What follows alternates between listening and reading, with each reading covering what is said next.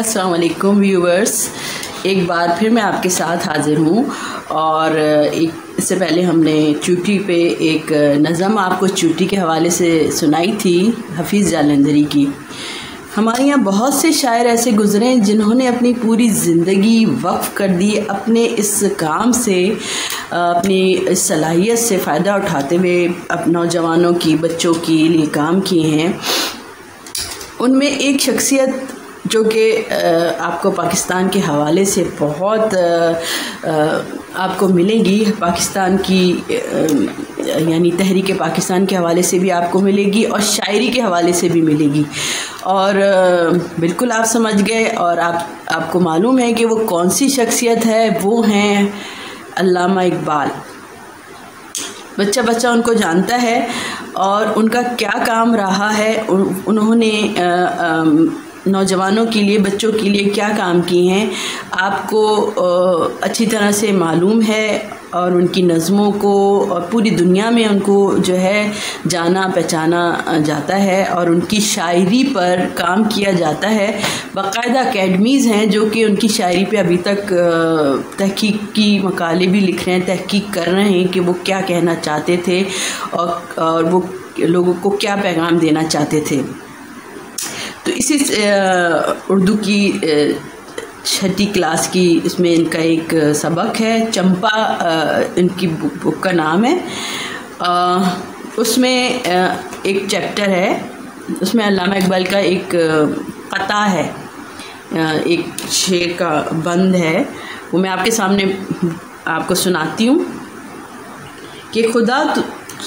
خدا تجھے کسی طوفان سے آشنا کر دے کہ تیرے بحر کی موجوں میں اضطراب نہیں، تجھے کتاب سے ممکن نہیں فراغ کہ تو کتاب خواں ہے مگر صاحب کتاب نہیں۔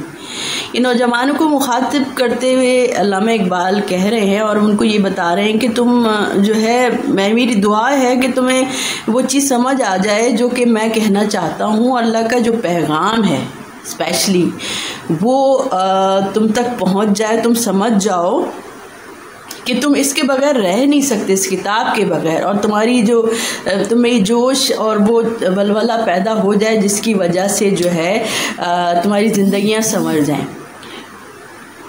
تو وہ کہتے ہیں کہ آپ جو ہے صاحب کتاب نہیں ہے، لیکن آپ کتاب پڑھ سکتے ہیں، سمجھ سکتے ہیں، اللہ تعالیٰ نے آپ کو صلاحیت دی ہے۔ اور وہ یہ بھی کہہ رہے ہیں کہ یہ جو مطلب طلباؤں سے، وہ طلبہ اور طالبات سے سب سے مخاطب ہیں، اور میں کہتے ہیں کہ جو علم حاصل کرنے کی شوق اور جستجو نہیں ہے تم میں، اور وہ آگے بڑھنے اور علم حاصل کرنے کی مشقت نہیں ہے تم میں، تو وہ کہتے ہیں کہ تمہیں اس سے کوئی رکی ہوئی اور جمود زدہ زندگی سٹل جو ہو جاتی ہے، زندگی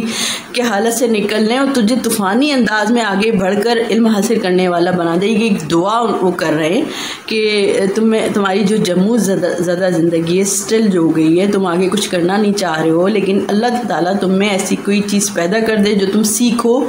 اور اپنی زندگیوں میں تبدیلی لاؤ ایک مثبت طریقے سے۔ تمہارے لیے کتابیں تم صرف کتابوں کو پڑھ لینا ہی کافی سمجھتے ہو، ان کو پڑھنے ہی میں اتنا وقت لگاتے ہو کہ یہ سوچتے نہیں کہ پڑھنے کا مقصد کیا ہے۔ کتابیں علم حاصل کرنے کا ذریعہ ہے، لیکن اصل مرحلہ اس کے بعد کا ہے۔ پڑھنا صرف کافی نہیں ہے، اس پہ عمل کرنا بھی ضروری ہے۔ یہ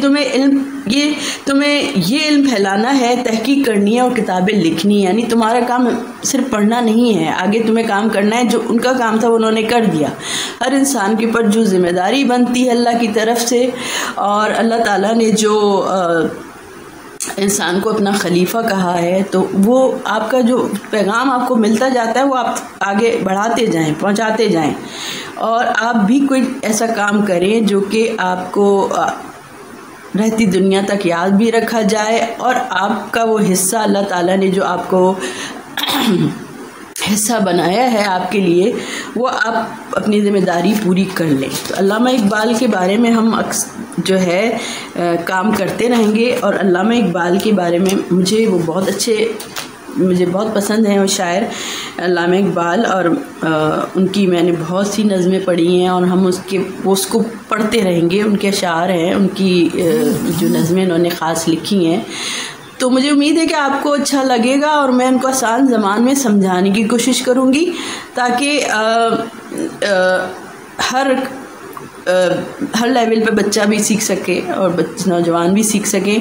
تو امید ہے کہ آپ کو سب اچھا لگے گا۔ ہم ان کے اشعار کے اوپر بات کرتے رہیں گے، ہمیں اور شاعروں کے بھی بارے میں بات کریں گے، ان کے اشعار کے بارے میں، جو کام انہوں نے لوگوں کے لیے کیے ہم وہ کرتے رہیں گے انشاءاللہ۔ آپ جو ہے اس چینل کو سبسکرائب ضرور کیجیے گا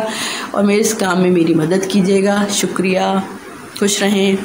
اللہ حافظ۔